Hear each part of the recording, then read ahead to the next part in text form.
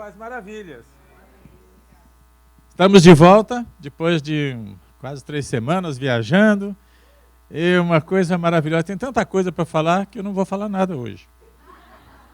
Porque senão a gente fica aí muito tempo, não é?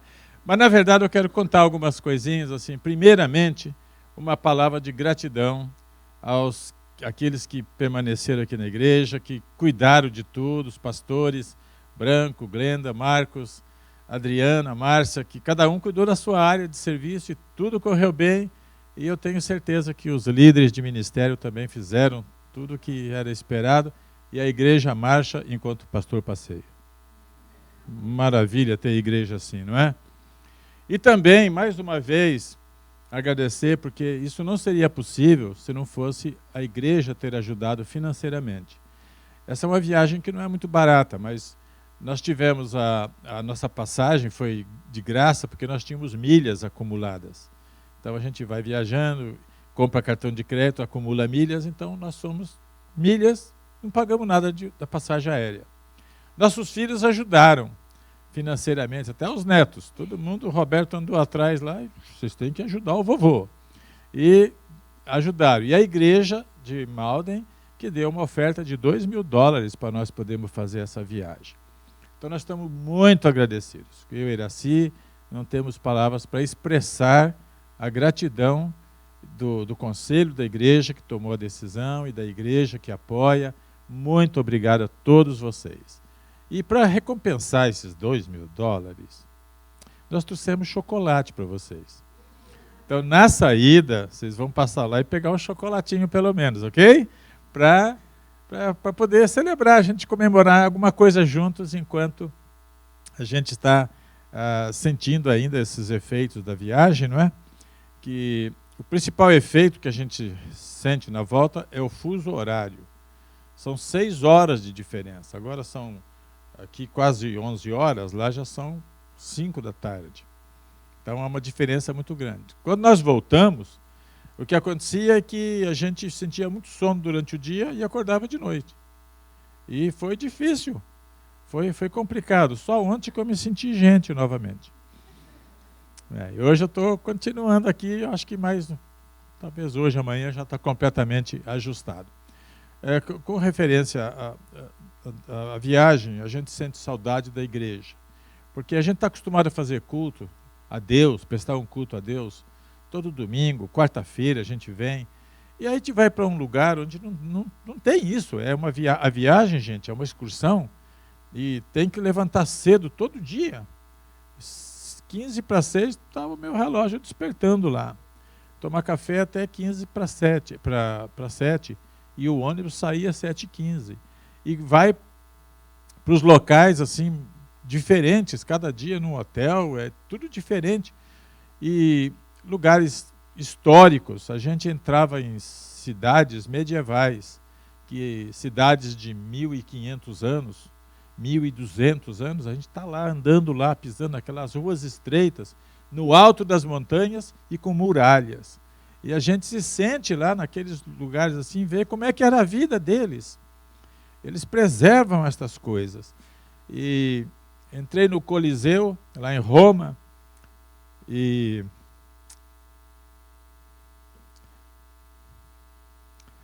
ali morreu muita gente. Muitos irmãos, muito sangue derramado. E eu pisei lá, me emocionei. É muito grande, a gente vê por fora, mas eu entrei lá na parte de dentro, onde os leões ficavam embaixo, as feras ficavam embaixo, os gladiadores. E eles tinham um sistema de elevador. Quando chegava a hora, eles punham as feras no elevador e alguém puxava lá uma alavanca, o elevador subia, e chegavam lá os animais. E lá estavam os gladiadores e muitas vezes os cristãos jogados às feras para serem queimados às vezes. E eu olhei e falei, aqui tantos deram a vida por amor a Jesus. Não negaram a fé diante da morte. Eles só precisavam dizer, eu não creio em Jesus, e se livrariam da morte. Mas eles não diziam, eles morriam às vezes na fogueira, cantando. Os animais atacando e eles louvando a Deus. E eu contemplei tudo aquilo. Outras cidades interessantes, como Veneza, uma cidade construída nas águas. Não tem carro lá. As ruas são estreitas. E não tem carro. Eles se movimentam tudo de barco, pelas águas. O metrô lá é sistema de barco, chamado Vaporetto. E nós entramos no Vaporetto. Vai parando de um lado e de outro, da margem, e as pessoas vivem lá, uma cidade tremenda, que é única, praticamente dessa forma. Fomos em Florença, uma cidade histórica, onde surgiu a Renascença, depois de um período que a humanidade ficou meio parada no progresso, tudo, de repente, lá pelos anos 1400, 1500, tudo começou a surgir, escritores, escultores e pintores, e olha, tudo foi um florescimento das coisas, da ciência, e nós fomos lá e vimos todas essas artes, essas coisas. Gente, é uma viagem tremenda, e cada vez a gente pensava, puxa vida, somos agradecidos a Deus, e eu e Iraci agradecido aos nossos filhos, principalmente o Roberto e a Márcia, e logicamente a igreja. Mas a gente sentia falta aqui destes momentos que a gente passa com os irmãos. A ceia nossa foram só em 4 pessoas, eu, o Roberto, a Márcia e a Iraci. Fizemos uma ceia rapidíssima, mas foi assim, encontramos o ex-pastor da Kátia, né? Ele foi lá no hotel, ficamos juntos, ele e a esposa, acho que você viu a foto, né? E foi muito bom passar esse tempo com eles. E aí a gente volta, cansado, de tanto andar a pé, sobe e desce e nunca desaparece. Gente lá naquelas montanhas, tudo que você tinha que andar lá o tempo todo, e então a gente ficou, eu fiquei muito cansado. A Iraci acho que não ficou tanto, porque em alguns lugares ela nem foi. Nas catacumbas, por exemplo, ela não desceu. Eu desci muitos degraus lá no cemitério, lá onde os crentes faziam cultos na época de perseguição. E nós fomos lá naquelas catacumbas, e é muito grande, e tem muitos segmentos assim, e milhares, parece que 500 mil túmulos ali. E é muito grande, e a gente lá dentro, sabe, pensando como é que aqueles cristãos iam lá sem instrumento musical, não tinha, como é que chama, teclado, nem bateria, nem microfone, e lá eles cantavam e serviam a Deus, e a gente estava lá naquele lugar. Não era só um local onde tem as catacumbas, são vários, nós fomos na principal. E interessante, a Iraci começou a sentir muitas dores nas costas, e em alguns lugares que precisava andar, o Roberto empurrava. O meu filho ia empurrando a mãe dele, para ela poder subir as escadas e ir em alguns lugares. E outros ela não pôde ir. Mas depois ela foi ficando melhor, e o melhor remédio para Iraci, que passa toda a dor, não é Buscopan, é loja. A dor desaparece instantaneamente, não é? Então, mas olha, gente, chegamos quarta-feira, 8 horas da noite, chegamos aqui no aeroporto, e quinta e sexta foi tentar colocar a casa em ordem, quinta, sexta e sábado, e aqui estamos com o coração agradecido e matando a saudade de vocês, não é? Louvado seja o nosso Deus. Eu quero pregar hoje sobre o texto que está em João 10, vocês podem abrir a Bíblia, e nós vamos ler esta passagem da Escritura. E uma coisa que eu estou curioso para saber é se tem mais alguém grávida aqui. Parou? Não. Tá bom. Porque a filha da Mirtes já está avançando nos meus pirulitos lá. É assim, nasce no instantinho, cresce, já descobre o segredo lá, não é? Essa minha freguesia aumenta cada dia. João 10. O pastor e o seu rebanho. Eu lhes asseguro que aquele que não entra no aprisco das ovelhas pela porta, mas sobe por outro lugar, é ladrão e assaltante. Aquele que entra pela porta é o pastor das ovelhas. O porteiro abre-lhe a porta e as ovelhas ouvem a sua voz.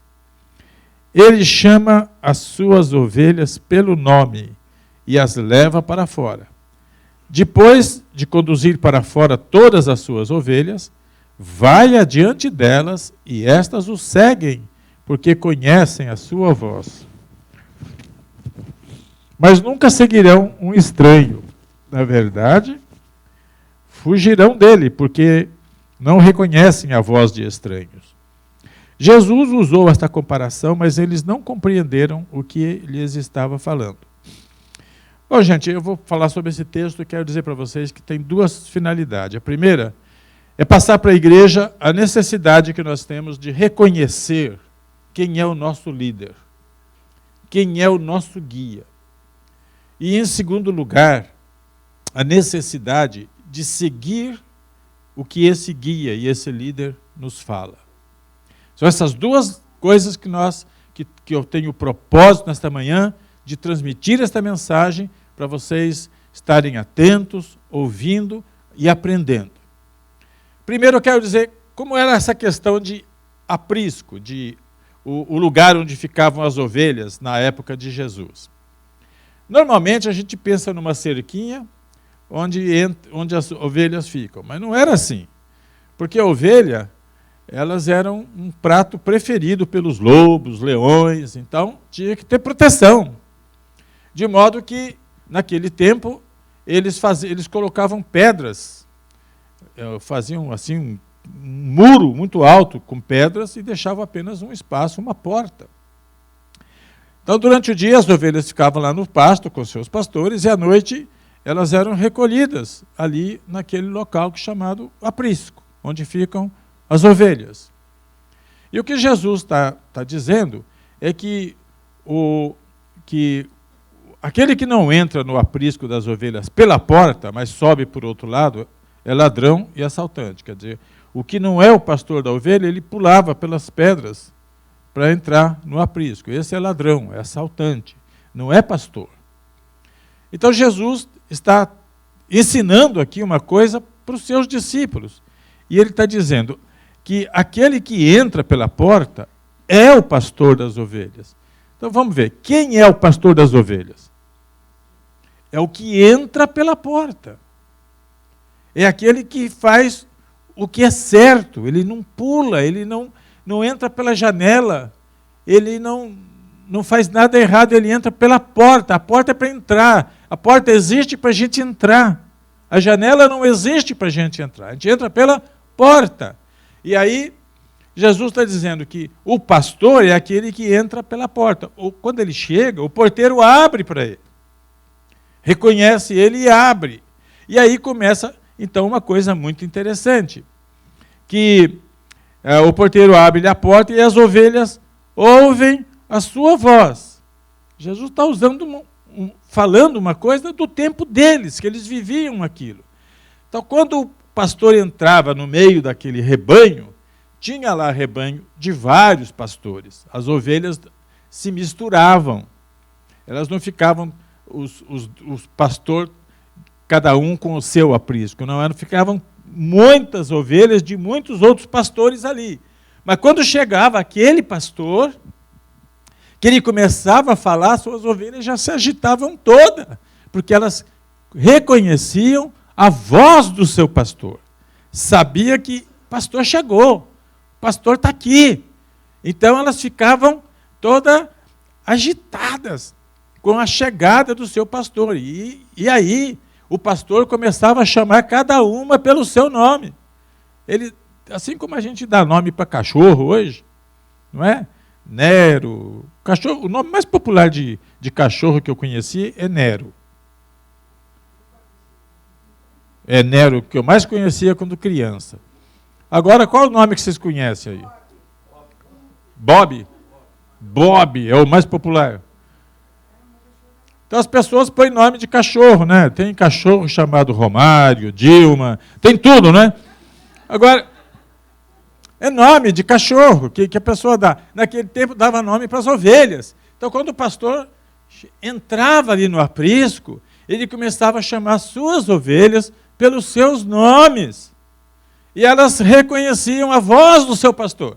Então, como se fosse aqui hoje, por exemplo, e eu sendo pastor, eu entraria aqui e começava a chegar, oi Fabiano, oi Erasmo, Kátia, e assim por diante. E todos reconheciam a minha voz, falavam, meu pastor chegou, está aqui, chegou da Itália, está aqui. E aí ele saía do aprisco, e elas iam para fora, e ele ia adiante delas. O pastor não vai atrás das ovelhas. É a ovelha que segue o pastor. E não o inverso. Então, às vezes, tem ovelha que quer dirigir o pastor. Não dá certo. A ordem das coisas é a ovelha segue o pastor. Muito bem. Quem é o nosso pastor? Vamos lá? Quem é o nosso pastor? Jesus. Eu sou uma pessoa que Jesus falou assim, cara, eu tenho muito rebanho. Você vai cuidar de parte dele, mas o rebanho é meu. As ovelhas são de Jesus. Vocês não são meus, vocês são de Jesus. O que eu estou fazendo é apenas uma coisa, um privilégio de cuidar do rebanho do Senhor. Amém? Como ele falou para Pedro. Pedro, você me ama? Pedro falou, claro, Senhor, que eu te amo. Então apacenta os meus cordeiros. Aí, segunda vez, Pedro, você me ama? Ô, Senhor, eu te amo sim. Apacenta o meu rebanho. E outra vez, Pedro, tu me ama? Ah, Jesus, já falei 2 vezes que te amo. Eu amo mesmo. Então, apacenta os meus ovelhas. Um requisito básico para ser pastor das ovelhas de Jesus é amar o pastor Jesus. Porque quando a gente ama Jesus, a gente ama tudo que é dele. E se eu amo vocês, e amo, é porque vocês são do meu pastor Jesus também. Nós somos irmãos, amém? E aí Jesus está ensinando esta lição a respeito de como era a questão de pastor e ovelha. Ele falou aqui que a ovelha não vai seguir o estranho, porque vão fugir dele. E quando Jesus ensinou isso, eles não entenderam. Eu pergunto, vocês estão entendendo? Sim? Porque eu estou dando uma explicação, eu estou esclarecendo aquilo que Jesus ensinou. Agora, ok, então vamos lá. O que eu quero ensinar para vocês aqui? Nesta viagem, eu vi uma coisa que eu não tinha visto antes. É que, quando a gente foi, por exemplo, na Torre de Pisa, aquela torre inclinada, né? Ali vai muita gente. Nós chegamos lá às 10 da manhã, tinha milhares de pessoas ali. E são vários grupos que fazem excursões, que chegam com ônibus e vão para lá. Aí a gente está num grupo e no meio daquela multidão, é a coisa mais fácil que tem, é você naquele lugar, ficar fora do seu grupo. Você perde um aqui, o outro vai. Acontece que eu percebi que todos os guias, homens ou mulheres, que guiavam o grupo, eles tinham uma tática interessante, que é a seguinte, eles punham um guarda-chuva e levantavam assim. Quando eles queriam reunir o grupo, tá? Onde eles estavam, no meio daquela multidão lá, eles... Então a gente sabia onde estava o nosso guia. Você não se perdia. Porque se perder naquela multidão a gente como excursionista, você não sabe o que fazer. É uma confusão de gente. Você não sabe para onde, se você perde o grupo, o guia, você não sabe para onde vai. Você não sabe onde é o seu hotel. Você não sabe nem onde está parado o seu ônibus. Então, é preciso reconhecer o seu guia. E a gente reconhecia, quando não estava perto, pelo sinal. Então, gente, nós precisamos reconhecer quem é o nosso guia. Quem é que dirige a nossa vida? Quem é que está nos conduzindo? Quem é? É Jesus. Nós não temos outro guia. Jesus perguntou para os discípulos, olha, todos me abandonaram, e vocês? Pedro falou, Senhor, para onde iremos nós? Eles só tinham Jesus, e nós também só temos Jesus. Gente, ninguém vai nos guiar com tanta segurança quanto Jesus. Porque Jesus nos ama de tal maneira que Ele chegou a dar a própria vida por nós. Ele morreu em nosso favor. De modo que nós precisamos ter capacidade, sensibilidade, para identificar quem é que está dirigindo, guiando realmente a nossa vida. Porque, neste caso da excursão, ficou muito claro para mim que se a gente não reconhecesse, no caso nosso era uma guia chamada Roma, o nome dela era Roma, e nós fizemos a excursão saindo de Roma. E ela então, era uma pessoa que, quando chegava em qualquer lugar que queria parar para dar instruções para o grupo, então nós precisamos identificar quem é o nosso guia, quem é o nosso líder. Nós sabemos o nome dele, chama Jesus. Como a gente sabia o nome da Roma. Mas no meio daquela multidão, a gente não encontraria a Roma. Não dava, é muita gente. Em todos os lugares que a gente foi, é muita gente. Então, como é que a gente identificava? Quando ela fazia o sinal. Nós encontramos Jesus nas Escrituras. Não adianta procurar Jesus no cinema, na novela. Jesus nós encontramos na palavra. É aqui que nós o encontramos. Quem procura Jesus em outro lugar não acha. O sinal dele é este.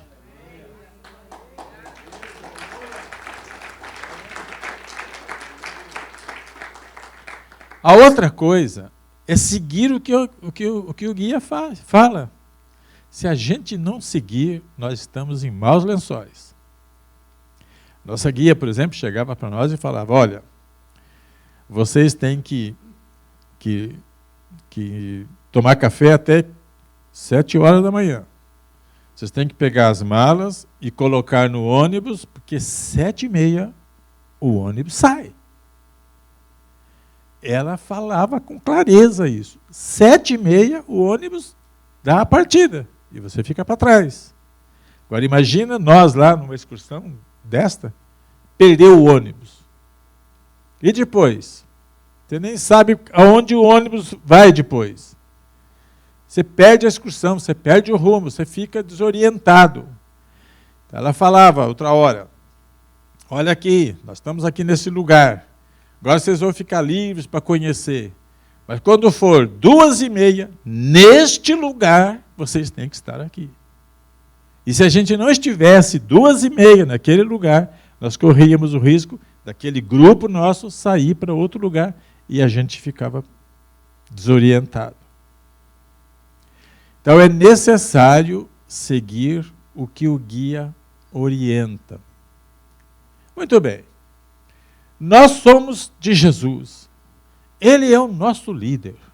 Ele é o nosso guia. Nós estamos seguindo o que ele fala? Essa é a pergunta. Quando Jesus fala, por exemplo, em mim vocês têm paz. Nós precisamos crer nisto, gente. Porque se Jesus falou que nós temos paz nele, ele é um guia seguro e nós temos que crer e acreditar que nele nós encontramos paz. Jesus disse, vocês não devem se vingar. É o nosso guia nos orientando. Então nós precisamos, quando acontecem coisas contra nós, que alguém faz, em vez da gente procurar vingança, a gente deve procurar ouvir o que o nosso guia fala. E ele diz assim, não, a vingança é minha, vocês não precisam se preocupar com isso, perdoa. Aí ele fala, vocês precisam se amar uns aos outros. Se ele falou isso, nós precisamos seguir o que ele falou, porque senão nós vamos entrar em situação crítica para nós.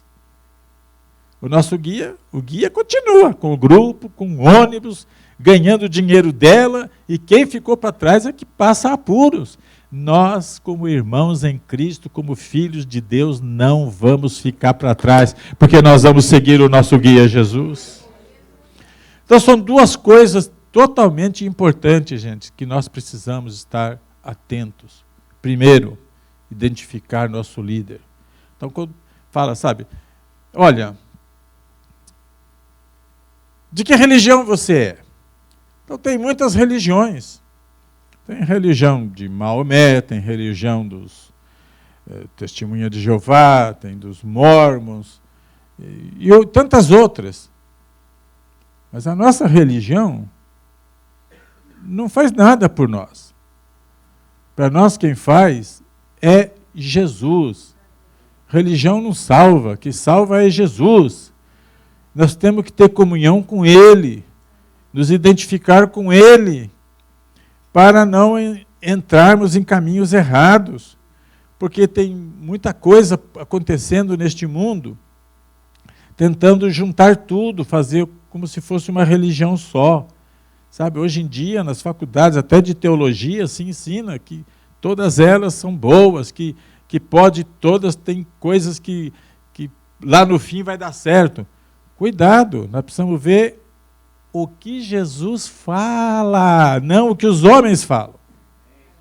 Homens erram, mudam de opinião, mas a palavra de Deus permanece para sempre. Que não tem nunca mudança. Mesmo a Bíblia de 1000 anos atrás, de 1500, é a mesma que tem hoje. Não muda, Deus não muda e a palavra dele não muda. Se nós somos capazes de crer e fazer o que está aqui, nós seremos bem-sucedidos. Nossa vida será cheia de bênçãos. Então, quando Jesus ensina as coisas, nós precisamos crer, acreditar que o que ele falou é o que nós precisamos fazer. A Bíblia não falha. Essas coisas que acontecem no mundo hoje já estão preditas, estão acontecendo. A humanidade está cega, não enxerga isso. Mas nós, como diz a Bíblia, quem tem ouvido, ouça, nós já percebemos que os sinais dos tempos estão aí e que a volta do Senhor está mais breve do que a gente pensa. Que estes sinais só confirmam o que a palavra de Deus já nos alertou. De modo que eu quero deixar com vocês, então, esta mensagem hoje. Identificar o nosso líder. Nosso líder, sabe, não é Obama, não é Dilma, não é nenhum político, nenhum filósofo, nenhum professor da Harvard. Nosso guia se chama Jesus Cristo. É a Ele que nós seguimos. É a Ele que nós devemos obediência. E às vezes as circunstâncias são desfavoráveis. Isso não deve alterar a nossa fé em Jesus.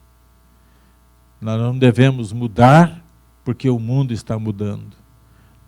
Em Hebreus fala que nós precisamos olhar para Jesus, autor e consumador da nossa fé.